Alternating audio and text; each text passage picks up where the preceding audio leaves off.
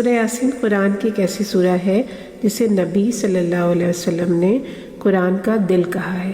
یہ سورہ مکہ میں اس دور میں نازل ہوئی جب مسلمانوں پر ظلم ہو رہا تھا اور نبی صلی اللہ علیہ وسلم کو تسلی اور حوصلے کی ضرورت تھی۔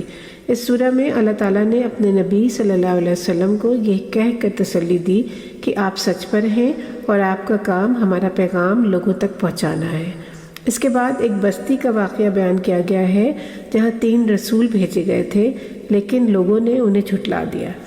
اس سورہ میں اللہ تعالیٰ نے اپنی قدرت کی کئی نشانیاں بھی بتائی ہیں۔ پھر قیامت کے دن کا ذکر آتا ہے جب اللہ تعالیٰ سب کو قبروں سے اٹھائے گا۔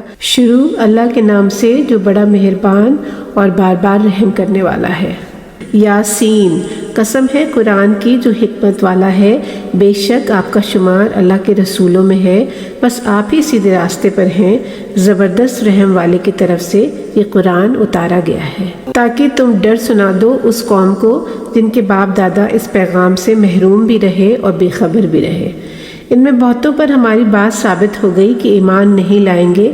ہم نے ان کی گردنوں میں توق ڈال دیا ہے، ان کی ٹھوڑیوں تک توق نے ان کو جکڑ لیا ہے، اب ان کے سر اوپر کو اٹھ کر پلٹ گئے ہیں۔ ان کے آگے اور پیچھے ہم نے دیوار بنا دی ہے اور اوپر سے ان کو ڈھانک دیا، اب انہیں کچھ دکھائی نہیں دیتا۔ تم انہیں خبردار کرو یا نہ کرو، ان کے لیے دونوں برابر ہیں، ان کو ایمان میں آنا ہی نہیں ہے۔ تم تو صرف اسی کو ڈرا سکتے ہو جو اس نصیحت نامے کی راہ پر چلے اور بن دیکھے رحمان سے ڈرنے لگے۔ بس ایسوں کو آپ خوشخبری سنا دیجئے معافی اور عزت والے بدلے کی۔ رہے مردے تو ان کو تو صرف ہم ہی زندہ کریں گے، جو کچھ یہ لوگ آگے بھیج چکے ہیں اور جو نشانات پیچھے چھوڑ آئے ہیں اسے ہم نے لکھ رکھا ہے، اور سب چیزوں کو ہم نے سامنے دکھائی دینے والے دفتر میں لکھ رکھا ہے۔ اور ان کے لیے بیان کرو ایک بستی والوں کا قصہ جب ان کے پاس رسول آئے۔ جب ہم نے اس بستی کو سدھارنے کے لیے 2 رسولوں کو بھیجا، بستی والوں نے دونوں کی بات کو جھٹلایا۔ تب ہم نے تیسرا رسول بھیج کر پہلے 2 رسولوں کی مدد کی۔ ان تینوں نے کہا کہ ہم تمہاری طرف رسول بنا کر بھیجے گئے ہیں۔ بستی والوں نے کہا تم تو ہمارے جیسے ہی آدمی ہو اور رحمان نے تو ایسی کوئی چیز نہیں اتاری، تم جھوٹ بول رہے ہو۔ رسول بولے ہمارا رب اس بات کو جانتا ہے کہ ہم تمہاری طرف رسول بنا کر بھیجے گئے ہیں، ہماری ذمہ داری بس یہ ہے کہ تم تک اللہ کا پیغام صاف صاف پہنچا دیں۔ بستی والے کہنے لگے کہ ہم تمہیں اپشگن سمجھتے ہیں، اگر تم اپنی دعوت سے نہیں رکے تو ہم تم کو پتھروں سے مار ڈالیں گے اور ہماری طرف سے تم کو بہت ہی دردناک تکلیف پہنچائی جائے گی۔ رسول بولے کہ نحوست اور بدقسمتی تمہارے ساتھ ہے، کیا اتنی بات پر کہ تم کو نصیحت کی جاتی ہے، بلکہ تم تو حد سے بڑھ جانے والے لوگ ہو۔ بیچ بچاؤ کے لیے ایک آدمی شہر کے دور علاقے سے دوڑتا ہوا پہنچا اور بولا، اے میری برادری کے لوگوں، یہ لوگ اللہ کے رسول ہیں، ان کی بات مان لو۔ تمہارا بھلا اسی میں ہوگا، کہنا مان لو ایسوں کا جو تم سے کسی بدلے کا سوال نہیں کرتے اور راہ بتاتے ہیں سیدھی سیدھی۔ میرے پاس کیا بہانہ ہو سکتا ہے کہ میں اس معبود کی عبادت نہ کروں جس نے مجھے پیدا کیا ہے، اور آخر تم بھی اسی کے حضور لوٹ کر جانے والے ہو۔ کیا میں اللہ کو چھوڑ کر کسی اور کو معبود بناؤں؟ اگر رحمان کا ارادہ مجھے کوئی نقصان پہنچانے کا ہو جائے تو ان کی سفارش مجھے کچھ نفع نہ دے سکے اور ان میں سے کوئی مجھے چھڑا بھی نہ سکے۔ اگر میں ایسا کروں تو یہ کھلی ہوئی غلط راہ ہے۔ میری بات تو سنو، میں تمہارے رب پر ایمان لا چکا ہوں۔ حکم ہوا کہ جنت میں داخل ہو جا۔ جیسے ہی وہ جنت میں داخل ہوا، وہ کہنے لگا کہ کاش میری قوم کو بھی یہ بات معلوم ہو جاتی کہ میرے رب نے مجھے بخش دیا اور عزت والے لوگوں میں مجھے شامل کر لیا۔ اس کی شہادت کے بعد اس کی قوم پر آسمان سے کوئی بڑا لشکر ہم نے نہیں بھیجا اور ہم کو اس کی ضرورت بھی پیش نہیں آئی۔ بس ایک زور کی آواز نے پوری قوم کو پھاڑ ڈالا کہ ان کی زندگی کا چراغ بجھ کر رہ گیا۔ افسوس بندوں کی حالت پر کہ جب بھی ہماری طرف سے کوئی رسول ان کو راہ بتانے بھیجا گیا تو انہوں نے اس کی بات کو ہنسی میں ٹال دیا۔ کیا انہوں نے نہیں دیکھا کہ ان سے پہلے بہت سے زمانے کے لوگوں کو ہم نے ہلاک کر ڈالا، کوئی ایک بھی ان کی طرف واپس نہ آ سکا، اور سب کے سب ہمارے سامنے حاضر کیے جائیں گے۔ ان کے لیے مردہ زمین بھی ایک نشانی ہے کہ ہم اسے زندہ کر دیتے ہیں اور اس میں سے ہم نے اناج نکال دیا ہے کہ لوگ کھاتے جا رہے ہیں۔ زمین میں ہم نے اناج کے علاوہ کھجور اور انگور کے باغ باغیچے بھی خوب اگا دیے اور زمین میں پانی کے جھرنے اور چشمے بھی جاری کر دیے۔ زمین کی ایسی پیداوار بھی یہ لوگ کھاتے ہیں جس پر ان کے ہاتھوں کی محنت نہیں، پھر بھی ہمارا شکر ادا نہیں کرتے۔ اللہ ہر عیب سے پاک ہے جس نے سب مخلوق کو جوڑے میں پیدا کیا، زمین کی پیداوار میں اور خود انسان میں بھی، اور ان تمام چیزوں میں بھی جوڑے بنائے جس سے یہ لوگ ابھی نہیں جانتے۔ ان کے سمجھنے کے لیے رات بھی ایک خاص نشان ہے جس کے اوپر سے ہم دن کو کھینچ لیتے ہیں تو یہ لوگ اندھیرے کے گھیرے میں آ جاتے ہیں۔ سورج ایک خاص رفتار سے اپنے ٹھکانے کی طرف چلے جا رہا ہے۔ یہ اندازہ باندھا ہوا ہے جو بہت زبردست اور بہت علم والا ہے، اور ہم نے چاند کی منزلوں کو خاص انداز سے مقرر کر دیا، یہاں تک کہ پھر وہ کھجور کی پرانی ڈال کی طرح ہو جاتا ہے۔ سورج کے بس کی بات نہیں کہ چاند کو جا پکڑے، اور نہ رات دن کے پہلے آ سکتی ہے، سب کے سب اپنے دائرے میں تیر رہے ہیں۔ یہ ایک نشان ان کے لیے کیا کم تھا کہ ہم نے ان کے اولاد کو بھری ہوئی کشتی میں سوار کر کے انسانی نسل کو جاری رکھا۔ کشتی کی طرح اور بھی بہت سی چیزیں ہم نے پیدا کر دیں تاکہ ان کی سواری کا انتظام ہوتا رہے۔ اگر ہم چاہتے تو ان کو ہم ڈبا ڈالتے اور کوئی ان کی چیخ و پکار سننے والا بھی نہ ملتا، اور انہیں اس مصیبت سے کوئی نجات بھی نہ دلا سکتا، مگر یہ ہماری مہربانی سمجھو کہ ایک وقت تک سامان زندگی برتنے کے لیے دیے جا رہے ہیں۔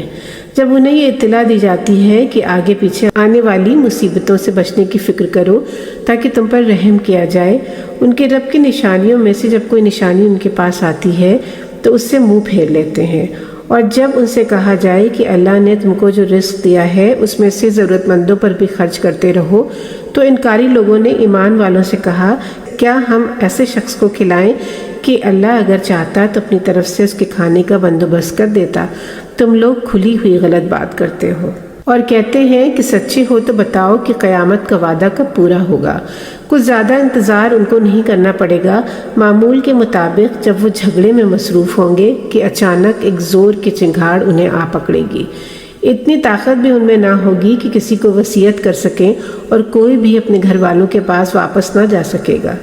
سور میں پھونک ماری جائے گی، یکایک اپنی قبروں سے نکل کر اپنے رب کے حضور میں دوڑتے بھاگتے جمع ہو جائیں گے، کہیں گے ہائے میری بدبختی، کس نے ہم کو ہماری قبروں سے باہر نکال دیا؟ انہیں جواب ملے گا کہ رحمان کا وعدہ پورا ہونے کا یہ وقت آ گیا، اور رسولوں نے جو خبر دی تھی سچ سچ ثابت ہو گئی۔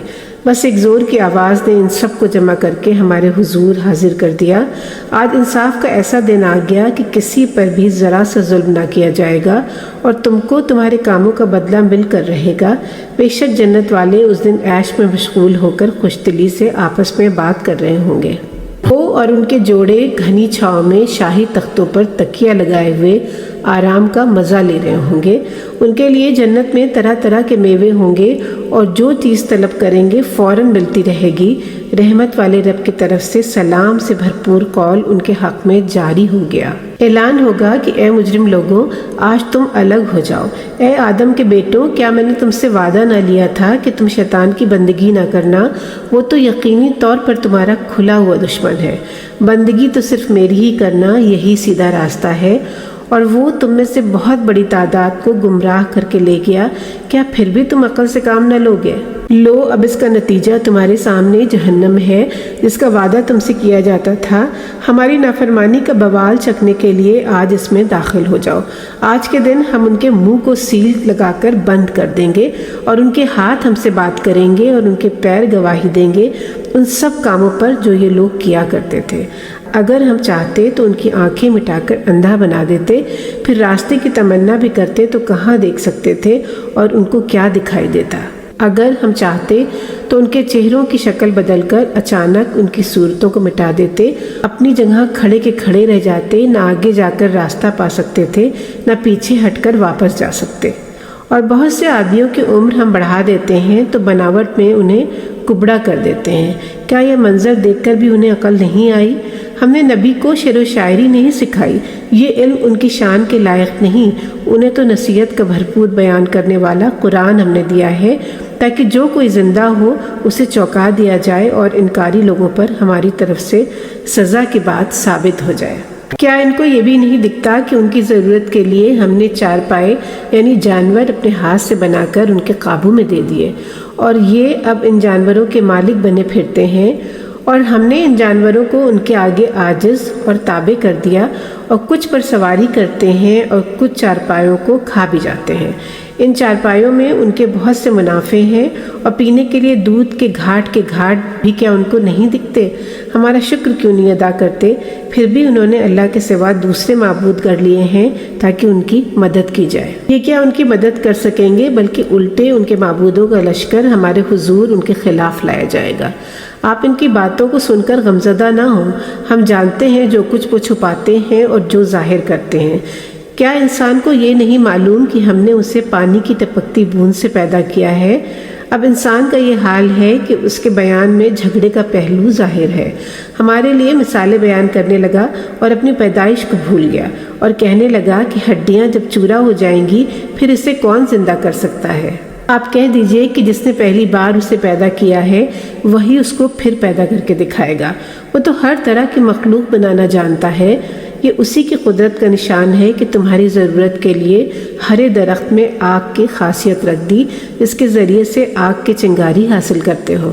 جس نے آسمانوں اور زمین کو پیدا کر دیا، کیا وہ اس کو فنا کر کے پھر سے ویسا پیدا نہیں کر سکتا؟ کیوں نہیں؟ وہی تو ہے جو سب سے بڑا بنانے والا اور علم والا ہے۔ یہ اس کی شان ہے کہ جب کسی چیز کا صرف ارادہ کرتا ہے تو بس اس کا یہ کہنا کافی ہوتا ہے کہ کن، یعنی ہو جا، تو وہ چیز وجود میں آ جاتی ہے۔ بس ہر عیب سے پاک ہے وہ اللہ جس کے ہاتھ میں ہر چیز کی بادشاہت ہے، اور تم سب کے سب اسی کی طرف پلٹا کر لائے جاؤ گے۔